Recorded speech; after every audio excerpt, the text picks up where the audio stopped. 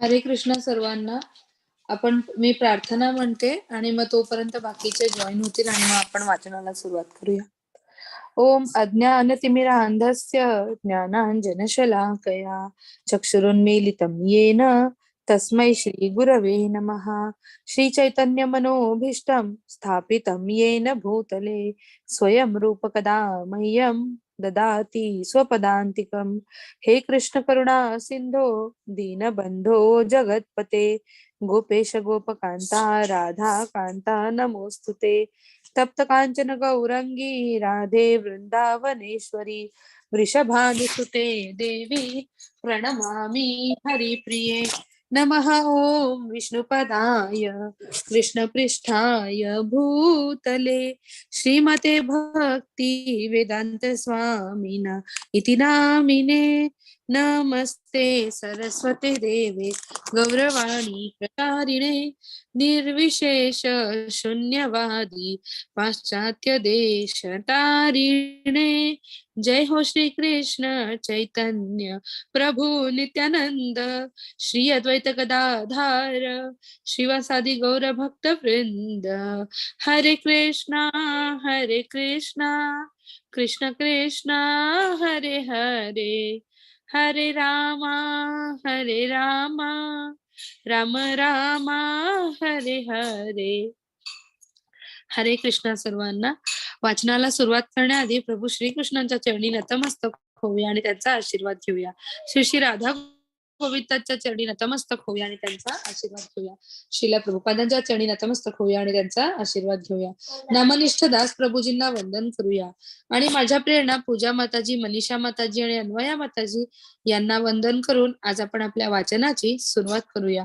ISKCON Shri Shri Radha Govind temple Mangaluru यांच्या आत्मसाक्षात्काराचे विज्ञान या पुस्तकाच्या मराठीमधील वाचनामध्ये तुम्हा सर्वांचं स्वागत आहे. तर आपण आपला तिसरा अध्याय वाचत होतो ज्याचं नाव आहे भगवंतांची व्याख्या. तर आपण आत्मा आणि शरीर यांच्यामधला फरक पाहिला. कृष्ण भावनेचं महत्व, कृष्ण भावना कशी करायला हवी हे प्रभुपादांनी आपल्याला अतिशय सुंदर शब्दात समजावून सांगितलं.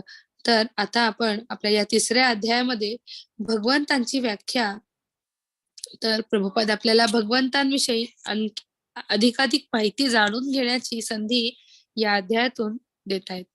तर मी वाचनाला सुरुवात करते आणि मग कोणाला वाचायची इच्छा असल्यास तुम्ही सांगू शकता. हरे कृष्ण. श्रीला प्रभुपाद की जय. आता हा श्लोक आहे भगवद्गीतेतला 8व्या अध्यायातला 20वा श्लोक.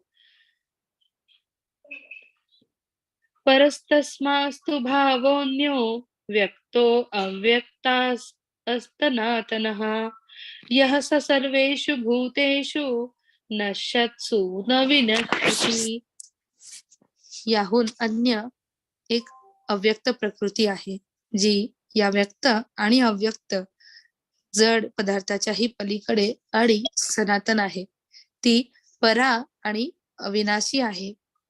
संपूर्ण जगताचा जरी प्रलय झाला तरी ती प्रकृती नष्ट होत नाही. भगवद्गीतेचा 8व्या अध्यायातला 20वा श्लोक.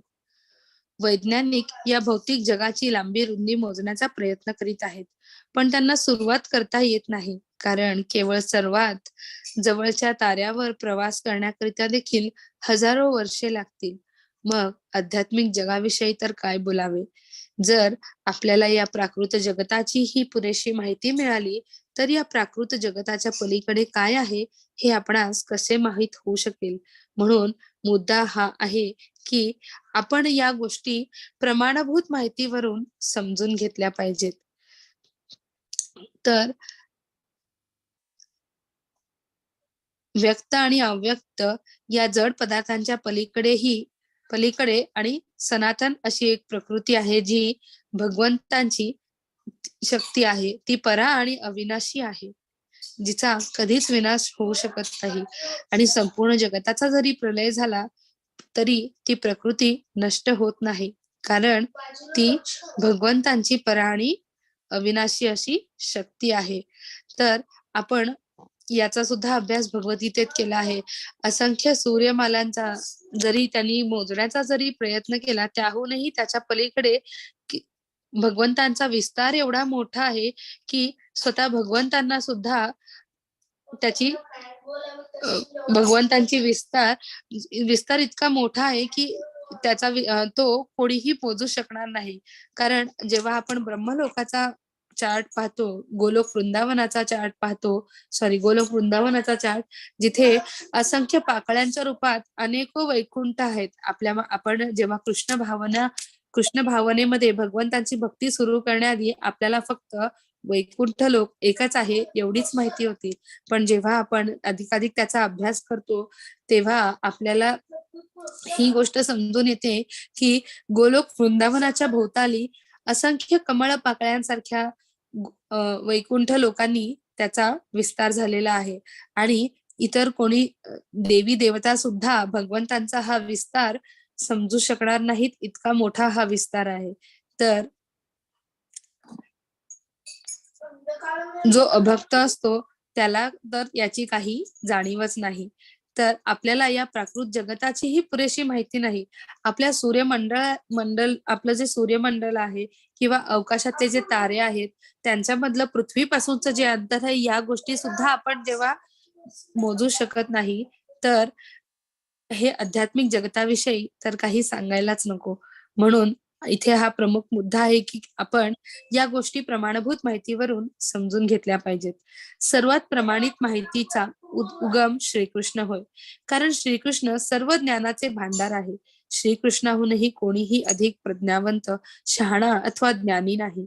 भगवान श्रीकृष्ण आपल्याला असे सांगतात की या प्राकृत जगताच्या पलीकडे दिव्य आध्यात्मिक जगत आहे. ते असंख्य लोकांनी परिपूर्ण आहे. ते दिव्य आकाश प्राकृत आकाशापेक्षा फार मोठे आहे. कारण भौतिक आकाश हे सर्व सृष्टीच्या आकाराच्या फक्त 1/4 आहे.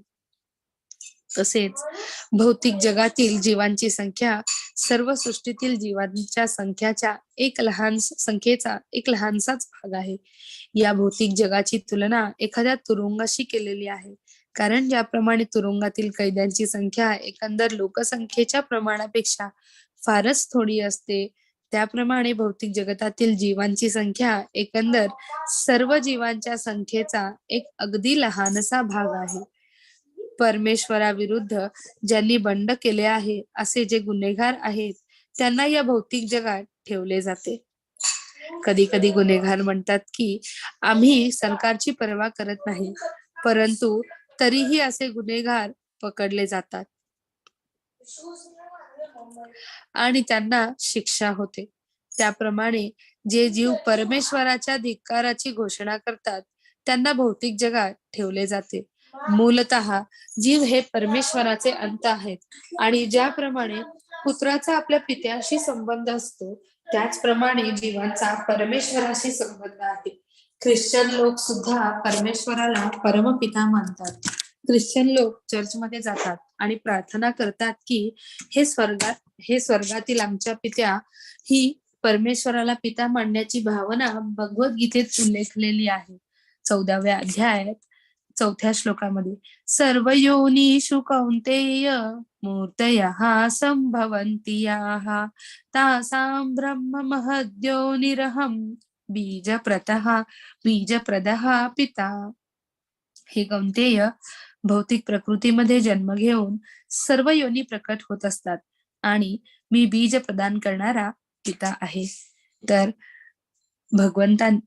काल पण आपण या गोष्टीची थोडीशी चर्चा केली होती की भगवंत हे बीज प्रदाता पिता आहेत. या सृष्टीतील प्रत्येक जीवाचे उगमस्थान भगवंत हेच आहेत. कारण मनुष्याची निर्मिती ज्या मनूपासून झाली, त्या मनूला ते मनू सुद्धा भगवंतांपासूनच त्यांचा उगम झाला होता. तर पुढे वाच. एकंदरीत 84 लक्ष जीवन योनी आहेत. त्यात जलचर, वनस्पती, पक्षी, पशु, कीटक आणि मनुष्य प्राणी यांचा समावेश आहे.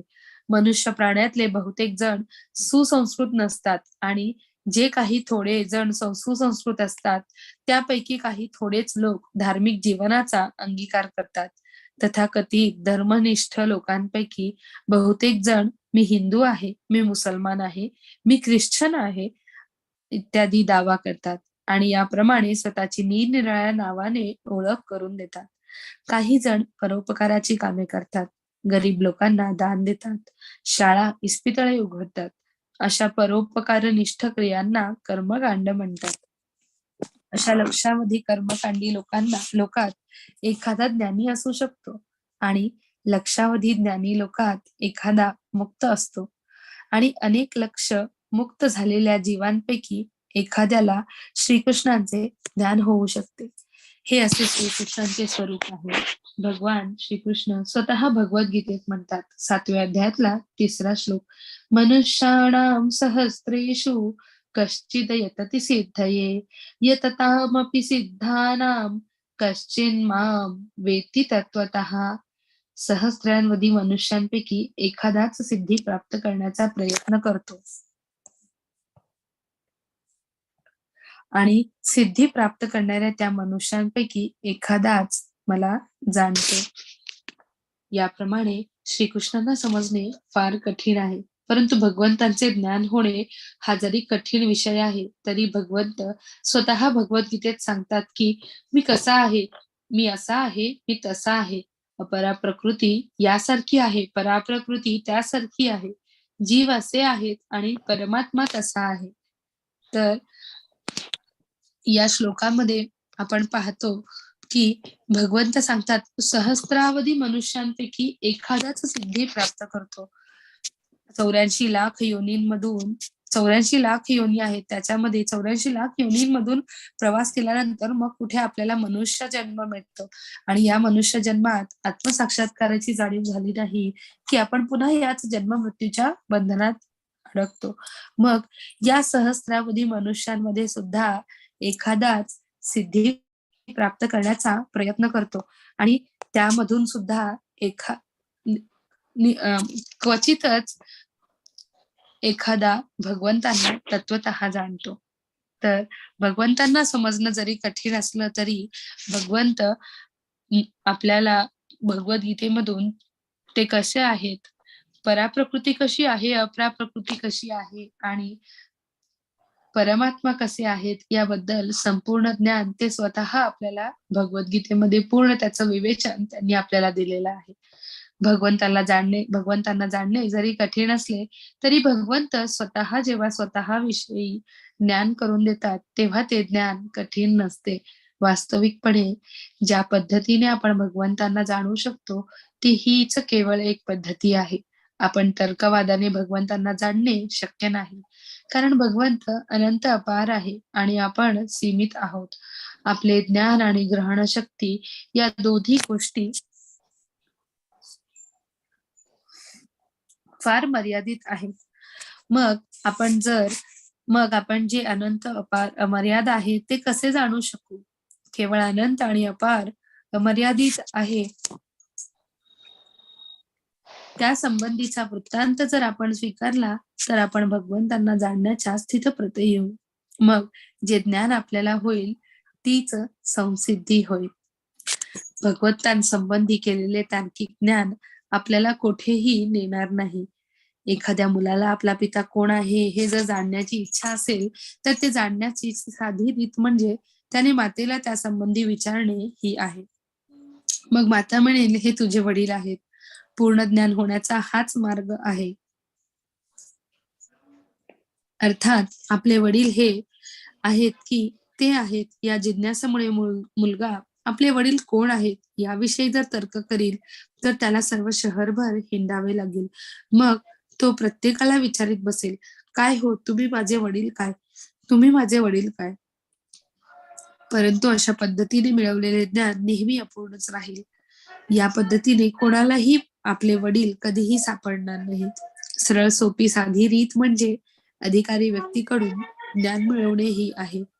उपरोक्त उदाहरणात अशी अधिकारी व्यक्ती माता होय.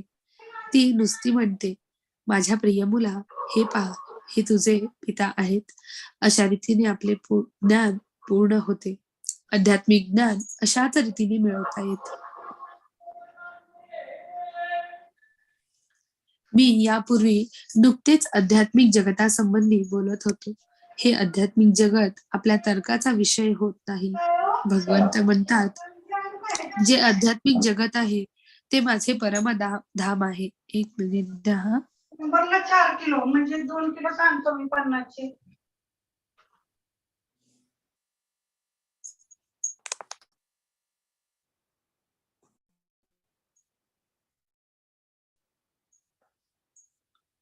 जे आध्यात्मिक असे जगत आहे तेच माझे परमधाम आहे.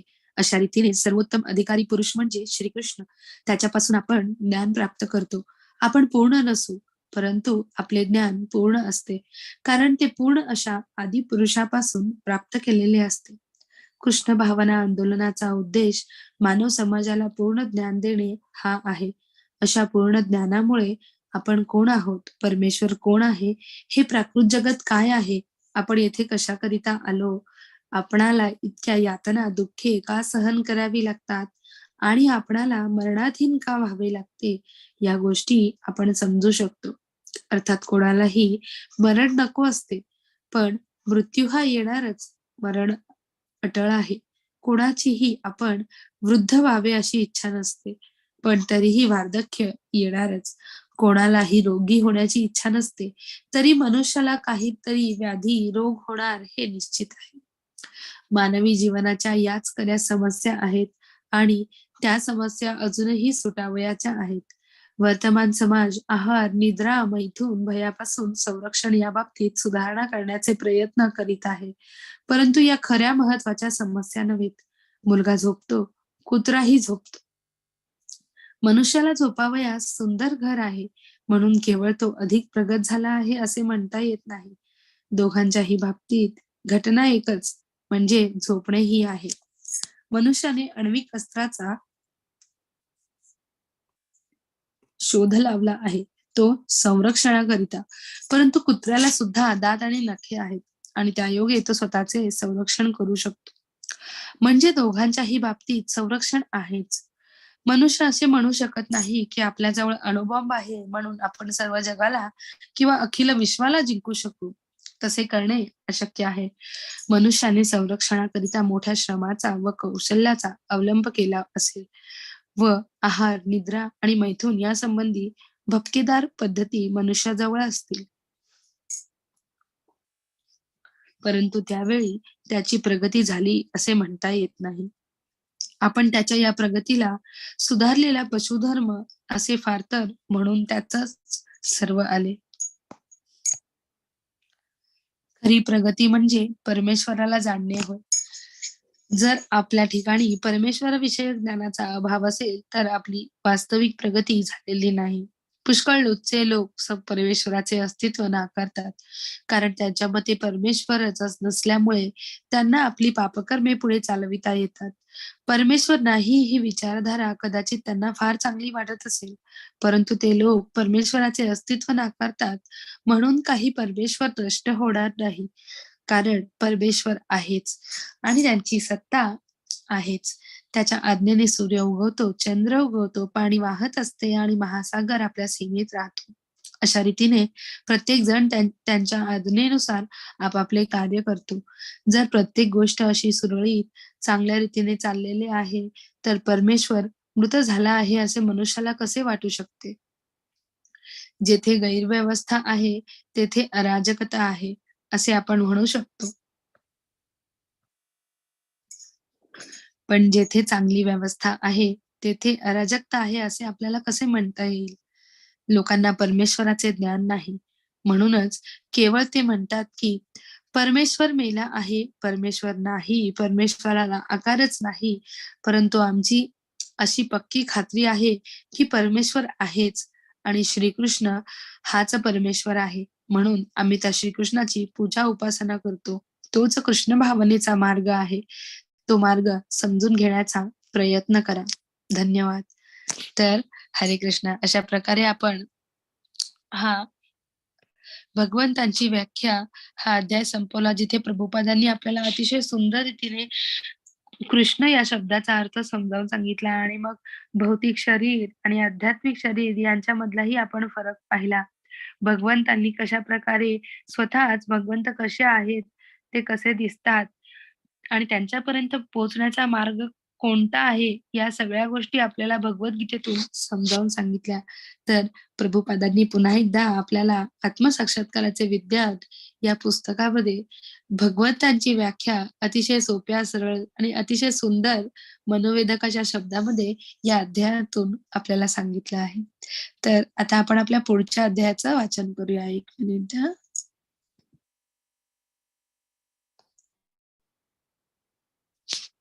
आपल्या पुढच्या अध्यायाचं नाव आहे, त्या अध्यायाचं नाव पुनर्जन्म आणि त्याच्या पलीकडे. आता आपण कृष्ण भावना म्हणजे काय, कृष्ण भावनेमध्ये समाजाचा विकास कशा प्रकारे होतो, मग त्याच्यानंतर शरीर आणि आत्मा याच्यातला फरक प्रभुपादांनी आपल्याला समजावून सांगितला.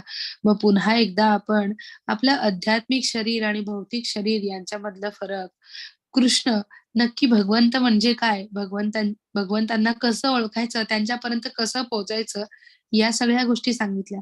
मग आता जेव्हा आपण आत्मा आणि शरीर यांच्यामधला फरक जाणून घेतला, मग आपण काल याचंही वाचन केलं होतं. स्मृती, विस्मृती या सगळ्या माझ्यामुळेच होतात असं भगवंतांनी आपल्याला सांगितलंय. मग आता अर्जुनाने सुद्धा प्रश्न विचारला होता, जेव्हा आपण समवयस्क आहोत, आपण लहानाचे मोठे एका सोबतच झालो आहोत, तर तुम्ही विवस्वानांना सगळ्यात आधी सूर्यदेवांना कशा प्रकारे गीता सांगितली. तर मग त्याच्यानंतर जर आत्मा हा एका शरीरातून दुसऱ्या शरीरात जन्म घेत असतो, त्याचं देहांतर होत असतं, तर मग पुनर्जन्म म्हणजे काय? आणि मग त्याच्या पलीकडे कोणत्या गोष्टी असतात, किंवा आत्मा जेव्हा दुसऱ्यांदा पुन्हा मनुष्य योनीमध्ये जन्म घेतो, तेव्हा नक्की कोणकोणत्या गोष्टी घडत असतात, या सगळ्या आपण या अध्यायामधून वाचणार आहोत. तर हरे कृष्णा, श्रील प्रभुपाद की जय. अध्याय 4 पुनर्जन्म आणि त्याच्या पलीकडे. ऑगस्ट 1976 मध्ये श्रील प्रभुपादांनी लंडन हरे पासून कृष्ण 15 माताजी. मैलांवर. हरे कृष्ण मी प्रभुजी. वाचू? चालेल प्रभुजी, वाचा ना. हरे कृष्ण. हरे पुनर्जन्म कृष्ण. आणि त्यांच्या पलीकडे. ऑगस्ट 1978 मध्ये श्रील प्रभुपादांनी लंडन पासून 15 मैलावर असलेल्या भक्तिवेदांत मॅनॉर या केंद्रात काही आठवडे घालवले. या काळात लंडन ब्रॉडकास्टिंग कंपनीचे माईक रॉबिन्सन यांनी श्रील प्रभुपादांची मुलाखत घेऊन ती पुढे रेडिओवर प्रसारित केली. या मुलाखतीत श्रील प्रभुपादांनी असा उलगडा केला की कृष्ण भावना म्हणजे मला वाटते, तुम्हाला वाटते असले काहीतरी चातुर्मातुर कर्मकांड नव्हे, तर कृष्ण भावना म्हणजे एक सखोल तत्वज्ञान आहे, ज्यात पुनर्जन्माविषयी अचूक शास्त्रोक्त ज्ञान दिलेले आहे.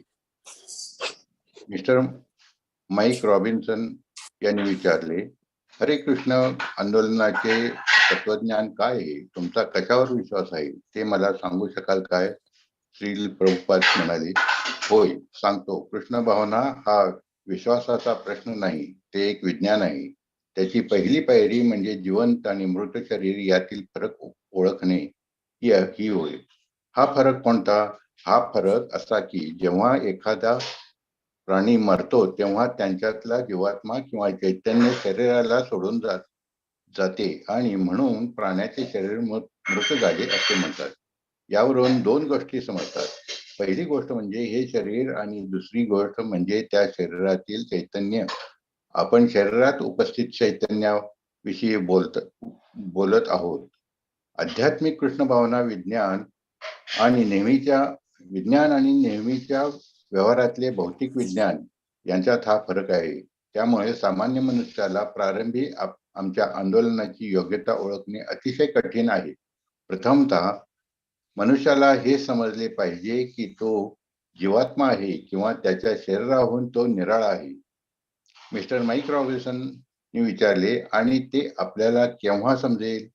श्रील प्रभुपाद म्हणाले, तुम्हाला हे कोणत्याही क्षणी समजू शकते, पण त्याकरता थोडी बुद्धी पाहिजे. उदाहरणार्थ, एखादे बालक वाढते, पुढे तो मुलगा मोठा होतो, तो मुलगा तरुण मनुष्य होतो, तो तरुण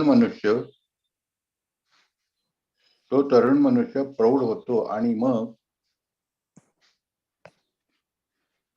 तो प्रौढ मनुष्य वृद्ध होतो. या सर्व अना अवस्थातील. अवस्थातील हे झालंय का हो तेच. काळात, अवस्थामधील काळात बालकापासून तो वृद्ध मनुष्य होईपर्यंत शरीरात जरी बदल झाला तरी त्या मनुष्याचा आपण सतत तोच माणूस आहोत असे वाटत असते. पहा बरे, शरीरात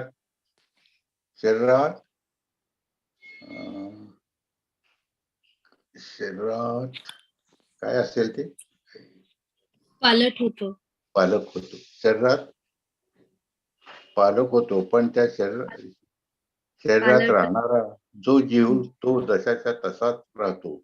यावरून तर्कशास्त्रानुसार आपण असा निष्कर्ष काढू शकतो की जेव्हा आपले वर्तमान शरीर मरते तेव्हा आपल्याला दुसरे प्राप्त होते. याला जीवात्म्याचे देहांतर असे म्हणतात. मिस्टर माईक रॉबिन्सन यांनी विचारले, म्हणजे जेव्हा लोक मरतात तेव्हा त्यांचा फक्त प्राकृत देहच मरतो का? श्रील प्रभुपाद म्हणाले, होय, हे फार तपशीलवार रीतीने भगवद्गीतेत अध्याय 2 श्लोक 20 मध्ये सांगितले आहे. न जायते म्रियते वा कदाचिन न्यायम भूत्वा भविता वा नाम भूय न हन्यते हन्यामाने शरीरे. मिस्टर माईक रॉबिन्सन नी विचारले, तुम्ही नेहमी तुमच्या म्हणण्याचा आधार देणारे श्लोक सांगत असता काय? श्री प्रभुपाद म्हणाले, होय, आम्ही पुष्कळ आधार किंवा प्रमाणे सांगत असतो. कृष्ण भावना हे महत्वाचे शिक्षण आहे. तो एखादा साधा मार्ग नव्हे. एका भक्ताकडे पाहून म्हणतात, भगवद्गीतेतील तो श्लोक पहा बरे. न जायते बियते ना कदाचिन नायम भूत्वा भवितानाम भूय अजो नित्य शाश्वतोयम पुराणो न हन्यते हन्यामाने शरीरम. कोणत्याही काळी आत्म्यासाठी जन्मही नाही आणि मृत्यूही नाही. त्याचा जन्म झाला होता असेही नाही, त्याचा जन्म होतो असेही नाही आणि त्याचा जन्म होणार आहे असेही नाही. तो अजन्मा, सनातन, नित्य अस्तित्वात असणार आणि पुरातन आहे. शरीराचा नाश झाला तरी त्याचा नाश होत नाही. मिस्टर माईक रॉबिन्सनने विचारले, तुम्ही तो श्लोक वाचल्याबद्दल मी तुमचा फार आभारी आहे. तर आता तुम्ही आणखीन थोडा अधिक खुलासा कराल काय? आत्मा जर कधी मरत नाही तर लोक जेव्हा मरतात तेव्हा त्यांचा आत्मा परमेश्वराजवळ जातो काय? मी जाऊ लोकांना आणि ठीक. श्रील प्रभुपाद म्हणाले, तरी तसे होईलच असे नाही. पण मनुष्य जर पात्र असेल भगवद्धामास परतण्याची जर पात्रता त्याचे या जीवनात संपादन केले असेल तर तो भगवद्धामास जाऊ शकतो. जर त्याने स्वतः पात्रता संपादन केली नसेल तर त्याला दुसरी भौतिक शरीर मिळते. निरनिराळ्या अशा 84 लक्ष शारीरिक योनी आहे. मनुष्याच्या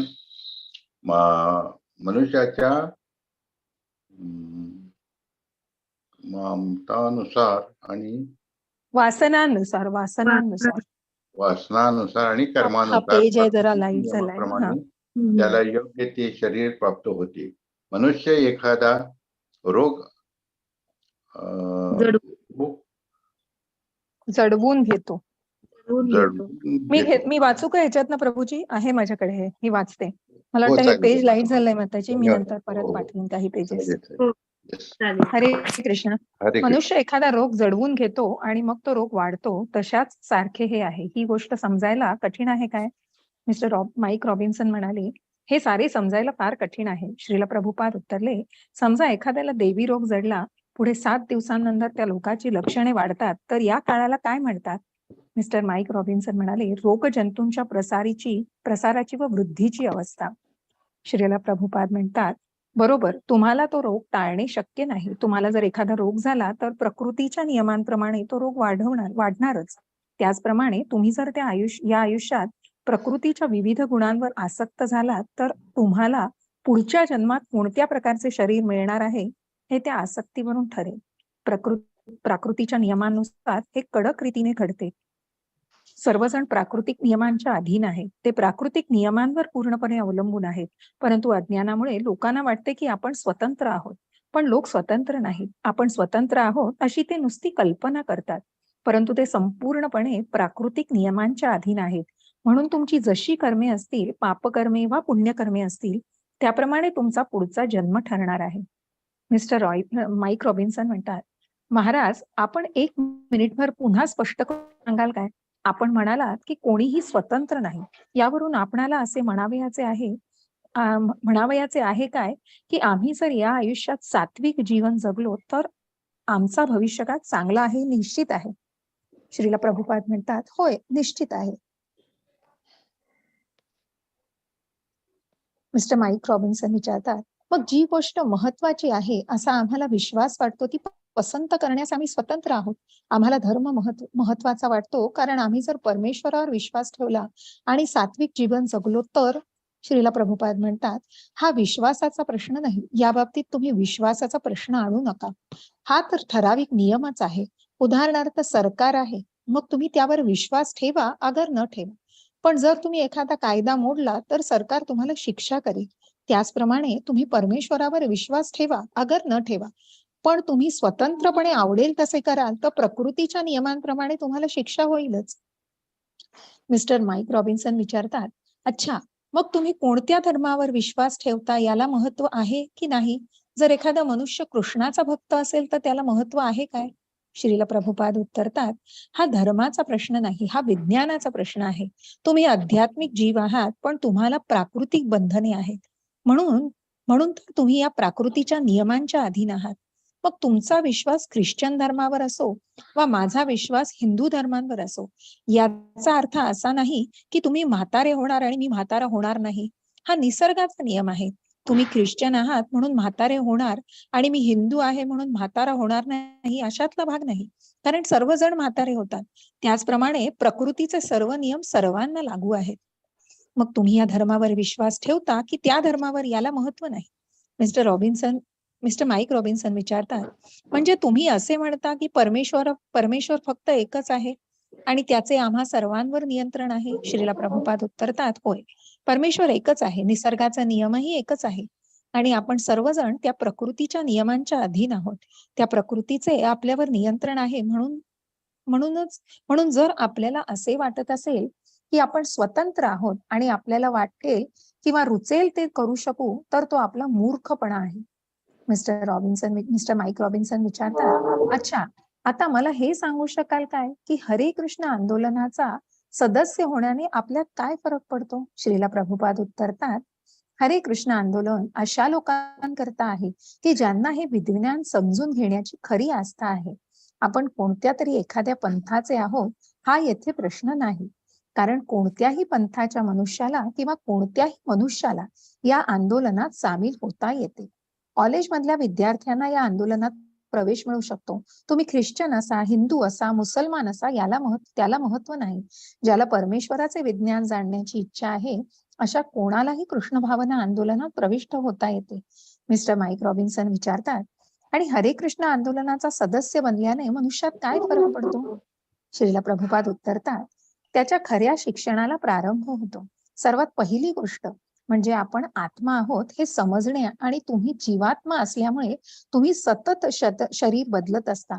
हीच आध्यात्मिक ज्ञानाची सुरुवात आहे. म्हणून जेव्हा तुमचे शरीर नाश पावते तेव्हा तुम्ही नाश पावत नाही, तुम्हाला दुसरे शरीर मिळते. म्हणजे ज्याप्रमाणे तुम्ही कपडे बदलता त्याप्रमाणे तुमचे वर्तमान शरीर बदलते आणि तुम्हाला दुसरे शरीर प्राप्त होते. जर तुम्ही उद्या निराळा शर्ट आणि निराळा कोट घालून मला भेटायला आलात तर त्याचा अर्थ असा होतो काय की तुम्ही निराळे माणूस आहात? नाही. त्याचप्रमाणे जेव्हा प्रत्येक वेळी तुम्ही मरता तेव्हा तुमचे देहांतर होते, परंतु तुम्ही म्हणजे तुमच्या देहातील आत्मा मात्र जसा आहे तसाच राहतो. हा मुद्दा समजून घेतला पाहिजे, तरच मनुष्याला कृष्ण भावना विज्ञानात प्रगती करता येते. मिस्टर माईक रॉबिन्सन विचारतात, आता मला समजू लागले आहे, परंतु मला जी गोष्ट समजण्यास कठीण आहे ती ही, की तुमच्यापैकी अनेक लोकांना ऑक्सफर्ड स्ट्रीटवर हरे कृष्ण संबंधित पुस्तके वाटताना मी पाहतो. तेव्हा हरे कृष्ण आंदोलनाशी या कृतीची सुसंगती कशी लागते? श्रील प्रभुपाद उत्तरतात, या वाङ्मयाचा उद्देश लोकांना आध्यात्मिक जीवनाच्या आवश्यकतेची खात्री पटवून देणे हा आहे. मिस्टर माईक रॉबिन्सन विचारतात, पण ज्यांना तुम्ही ही पुस्तके वाटता ते लोक हरे कृष्ण आंदोलनात सामील होतात की नाही याची खरोखर दखल तुम्ही घेत नाही काय? श्रील प्रभुपाद उत्तरतात, या गोष्टीचे आम्हाला महत्व वाटत नाही. आमचे कार्य लोकांना शिक्षण देणे हे आहे. लोक अज्ञानी आहेत, ते भ्रामक सुखात राहत आहेत, कारण त्यांना वाटते की जेव्हा त्यांचे शरीर नाश पावते तेव्हा सर्व काही संपते, पण हा मूर्खपणा आहे. मिस्टर माईक रॉबिन्सन विचारतात, जीवनाला आध्यात्मिक बाजू आहे हेच त्यांना सांगण्याचा तुमचा मूलतः विचार आहे काय? श्रील प्रभुपाद उत्तरतात, आमचा पहिला कळकळीचा विचार हा आहे की तुम्ही म्हणजे तुमचा देह नव्हे, कारण देह हा तुमचा शर्ट आणि कोटाप्रमाणे तुमच्यावरचं वेष्टन आहे आणि तुमच्या देहामध्ये तुम्ही राहत आहात. मिस्टर माईक रॉबिन्सन विचारतात, होय, मग आता मला समजले असं मला वाटते. जर आपण हे शरीर सोडून गेलो तर तुम्ही सांगितले त्याप्रमाणे आपण वर्तमान जीवन कसे जगतो यावर मृत्यूनंतरचे आपले जीवन अवलंबून आहे. तसेच तुमचा पुढील जन्म कोणता हे प्रकृतीच्या नियमानुसार ठरणार आहे. बरं, देहांतराची प्रक्रिया कशी काय घडते? श्रील प्रभुपाद उत्तरतात, ही प्रक्रिया फार सूक्ष्म आहे. जीवात्मा आपल्या भौतिक नेत्रांना दिसत नाही. तो आकाराने अनुरूप आहे. इंद्रिये, रक्त, हाडे, मांस, चरबी इत्यादींनी बनलेल्या या स्थूल देहाचा नाश झाल्यानंतर मन, बुद्धी आणि अहंकार यांनी बनलेले सूक्ष्म शरीर आपले कार्य करणे चालूच ठेवते. म्हणून मृत्यूच्या वेळी हे सूक्ष्म शरीर त्या अनुरूप जीवात्म्याला दुसऱ्या स्थूल शरीरात नेते. ही प्रक्रिया वायूने सुगंध न्यावा तशासारखीच आहे. गुलाबाच्या फुलाचा सुगंध कुठून येतो हे कोणालाही दिसत नाही, परंतु आपल्याला कळते की वायूने हा सुगंध वाहून आणला आहे. तो सुगंध त्याने कसा वाहून आणला हे आपल्याला दिसत नाही, परंतु वायूने तो सुगंध वाहून आणला हे मात्र नक्कीच आहे. त्याचप्रमाणे देहांतराची प्रक्रिया फार सूक्ष्म आहे. मृत्यूच्या वेळी मनाची अवस्था जशी असते त्याप्रमाणे सूक्ष्म जीवात्मा पित्याच्या वीर्यावाटे विशिष्ट मातेच्या उदरात प्रवेश करतो आणि नंतर मातेने दिलेले विशिष्ट प्रकारचे शरीर त्या जीवात्म्याला प्राप्त होते. ते शरीर मानवाचे असेल किंवा मांजराचे किंवा कुत्र्याचे किंवा दुसऱ्या कशाचेही असेल. मिस्टर माईक रॉबिन्सन विचारतात, तुम्हाला असे म्हणावयाचे आहे काय की या जन्मापूर्वी आपण दुसरेच कोणीतरी होतो? श्रील प्रभुपाद म्हणाले, होय. मिस्टर माईक रॉबिन्सन विचारतात, पुढच्या जन्मात आपण पुन्हा कोणीतरी होऊन परत येणार आहोत काय? श्रील प्रभुपाद उत्तरतात, होय. याचे कारण असे की आपण शाश्वत आहोत. तुमच्या कर्मांप्रमाणे तुम्ही फक्त आपली शरीरे बदलता, म्हणून ही घटना कशी थांबवावी हे तुम्हास माहीत असले पाहिजे. तसेच तुम्ही तुमच्या आध्यात्मिक शरीरात कसे राहता हेही तुम्हास माहीत असले पाहिजे. ती कृष्ण भावना होय. मिस्टर माईक रॉबिन्सन विचारतात, असं आता समजले. म्हणजे मी जर कृष्ण भावना प्रभावित झालो तर मला कुत्र्याचा जन्म येण्याचा धोका नाही. श्रील प्रभुपाद म्हणाले, नाही. एका भक्ताला सांगतात, तो श्लोक शोधा पाहू. जन्म कर्म च मे दिव्यम. शिष्य बघतो, शिष्य, जन्म कर्म च मे दिव्यम एवं यो वेत्ति तत्वतः त्यक्त्वा देहम पुनर्जन्म नैति मामेति सोऽर्जुन. जो माझ्या जन्माचे आणि कर्माचे दिव्य स्वरूप जाणतो तो देहत्याग केल्यानंतर या भौतिक जगात पुन्हा जन्म घेत नाही, तर हे अर्जुना तो माझ्या शाश्वत धामाची प्राप्ती करतो. श्रीला प्रभुपाद म्हणतायत, भगवंत म्हणतात, जो कोणी मला जाणतो तो जन्म आणि मृत्यू यापासून मुक्त होतो.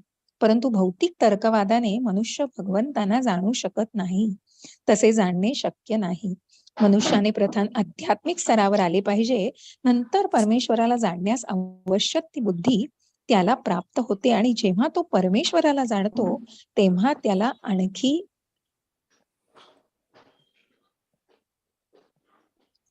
कोणतीही भौतिक शरीरे होत नाहीत. तो भगवत धामास परत जातो. तो तेथे निरंतर राहतो. त्यानंतर त्याचे देहांतर होत नाही.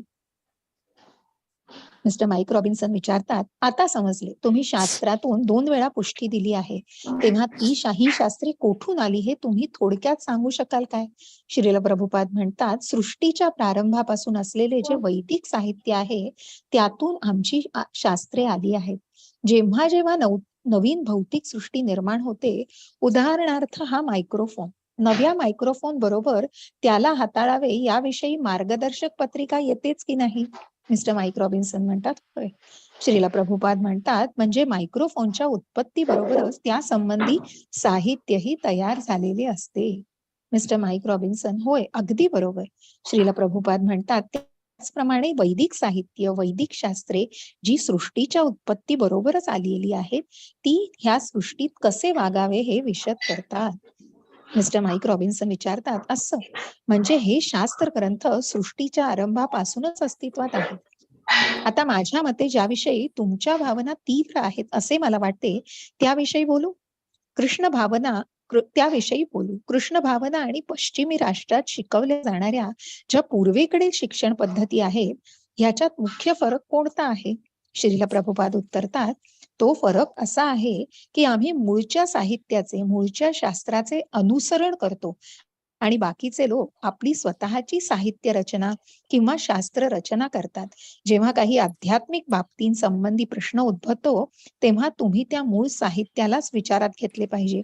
कुठल्या तरी ढोंगी माणसाने प्रस्तुत केलेले काहीतरी साहित्य विचारात घ्यावयाचे नसते. मिस्टर माईक रॉबिन्सन म्हणतात, हरे कृष्ण या जप संकीर्तनाचे माझ्या बाबतीत महत्व काय आहे?